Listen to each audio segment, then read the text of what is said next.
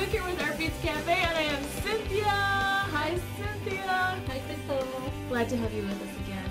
Cynthia, wonderful designer, my partner in crime in so many damaging ways. Beads, yarn, all kinds of things. And we are here to talk about something that's really fun, inspiration. Now, yes. Cynthia, you designed the most beautiful piece. It's beautiful. And you were inspired by a beautiful story, so I am going to let Cynthia share that with you guys. So I designed this necklace that is called Jardin de Glace. Jardin de Glace. So very French. Oui, oui. And the reason is because I was very inspired by this artist that is from Seattle, and his name is Chihuly. Chihuly, oh, everybody's favorite. Yes, he's a wonderful glass artist. He's a wonderful glass artist. He makes some really big, fantastic glass sculpture. And in Seattle, they just opened about a year ago, I think. They opened his a little glass garden where he showed all his pieces. So the pieces are in the garden outside? They are inside and outside. Oh my goodness. And it's just so beautiful. Oh. I spent an hour there. One room after the other one, you're just amazed about his work and the colors that he mixed the glass together. He's very famous. His installations are in the Bellagio, in Vegas, and all over the world, actually. We're happy that he's from here, so you got to go see his garden. Oh my goodness. Oh. And you can take tons of pictures, and when I went back home, I looked at the pictures and I was so inspired. So that gave me the idea to make a piece. Nice. And one thing that really inspired me was his long, and I can show you a picture here, he has those long sculpture, like a long pig, and they were purple, and then bushes around it. Oh. And I love the combination of this purple and green together. So I looked, what do I have that can represent that? And I find the middle piece of my necklace, it's a piece from a Grace. She makes beautiful lampwork beads. So it had exactly the colors I was looking for. Perfect. Yes. And then I needed beads around. So I look again, what kind of beads? And I find, hey, we have our designer blend that will match perfectly with it. Oh, so I was really excited. That's really cool. And you chose the viola, which, look at the colors in there are exactly what you're talking about, and especially when you look at the picture. Yes. Nice. Yes. And I didn't mix the color together, I picked them. So I picked the green aside, like you can see here. So I did first the purple and then the green. So you dumped the beads out, made the little piles of the different colors, and then chose the beads, the colors that you wanted to. Oh, that's a really good idea. Exactly. Very nice way to design. Yeah, thank you. And then to add some sparkle, of course, I put some Swarovski. Of course, our favorites.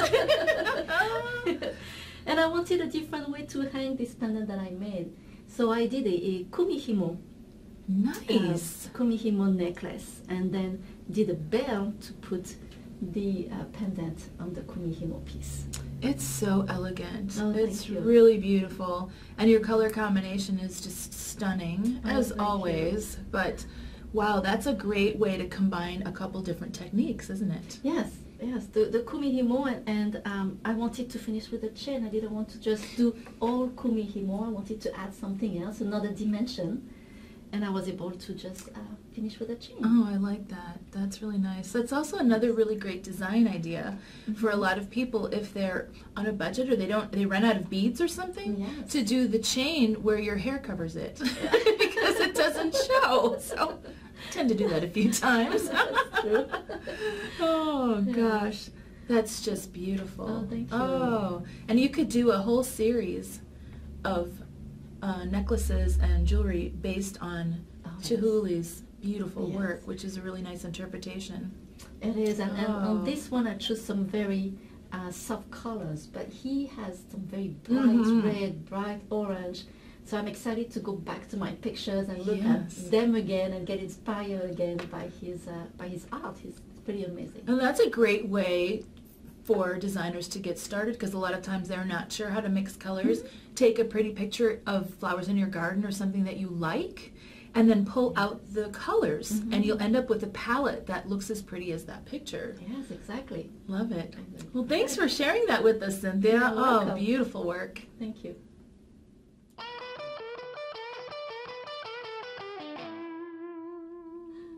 Cynthia, our Q&A today comes from Becky in Texas, and she asks us how much thread is needed for an 8-strand Kumihimo beaded necklace.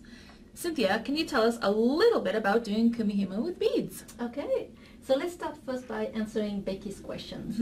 So for the length of your thread that you need first to think also how big the clasp is going to be. And then I like to finish it with end caps and a bead. So you have to measure all of these. And then the length of the thread will be at least 3 times of the desired length of your bracelet. That's good to know. I think that's what everybody gets confused. So Yes. just triple it. Yes. And you're Triple safe. it, it's pretty generous, but at least if you use other bigger beads, at least you won't run out of thread. Nice. And it's better to have more than Always. too little, because if you have too little, you have to Start do it over. again. Yes. If you have more, you just cut it. Great. And it's fine. Great. Okay. So now let me show you how to do Kumihimo with beads. Okay. So for this project, I choose 4 different colors, and you need to do 2 strands of each colors. And you put them on your plate, and the colors are sitting side by side together. So it's very easy. You start like you do a normal Kumihimo. So even before starting to do the Kumihimo with your bead, you first need to do some of the Kumihimo just with the thread like I did here. And I want to show you why I did that. Is because you need to finish your bracelet, and you need a little of the length of just the braid. Because after that you will add an eye pin, a end cap, and a Swarovski crystal. And you can find the step-by-step instruction in our learning center, where I show in another video how to finish the Kumihimo bracelet. So let me show you now how to do with the bead. So I like to hold in the back, I like to hold the starting thread like that and pull on it to add some pressure. So like the normal Kumihimo one, you start with the right thread, bring it down to the right, take the left down and bring it up to the left side. So I'm starting with my first thread here, and I take 1 bead and I slide it. And I like to push it a little down here and this other thread here. And I pull also, I pull on my thumb here when I hold the thread in the back. And then I take my left down thread, bring the bead, bring it down here, and bring it up. Then I turn like the normal Kumihimo. I take the right side, bring the bead. So the first bead, they will be a little tricky, but after a while they just sit on top of each other, and then it goes much faster. Like that, and I turn, and I pull on my thread in the back to keep the tension, because it's much easier with a good tension. Bring the bead down, take the left one, take the bead up and go down.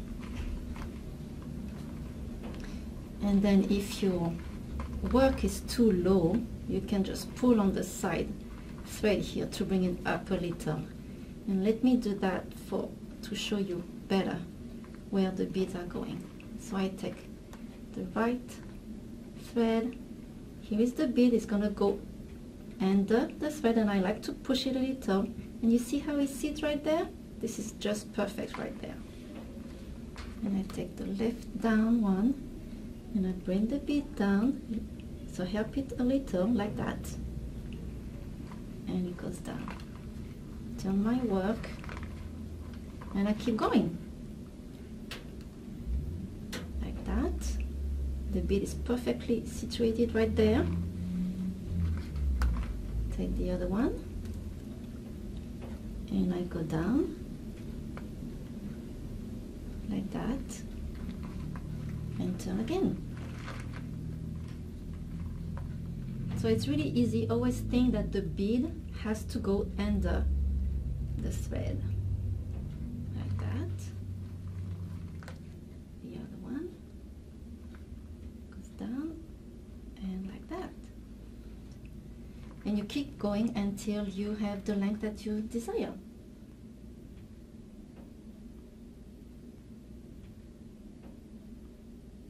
So if you have to put down your work because you have to answer the phone or you have to stop for any reason, one tip is take your thread, so your right thread, put it down here, and then when you come back you see that you have 3 threads here, so you know that you need to take the left one and start with the left one, like that. And I want to add also that if you don't know how to do Kumihimo, you can go on our learning center and we explain step by step how to do the Kumihimo technique. Well, great, Cynthia. Thanks for all that information on Kumihimo. You're welcome. Everybody's favorite. And thank you for joining us here at Artbeads Cafe.